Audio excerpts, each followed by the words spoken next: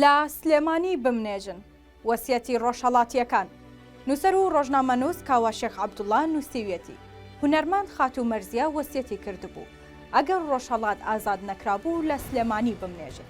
هەرواش بوو ڕۆژی 18 نۆی 2005 مەرزیە لە سوید کۆچی دوایی کرد و لە گردی سەیوان بە خاک سپێردرا. مامۆستا شێخ عەزەدینی حوسێنی مامۆستای ئاینی و تێکۆشەری ڕێگای ئازادی کوردستان وەسیەتی کردبوو پاش مردنی لە شاری سلێمانی ئەسپەردەی خاکی بکەن.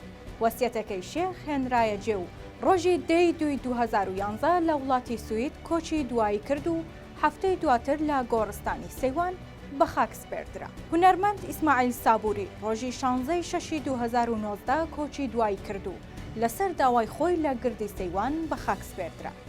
دوایین کەسایەتی بەناوبانگی ڕۆژهەڵات کە هەر لە سلێمانی نێژرا هونەرمەند تاهیری خەلیلی بوو.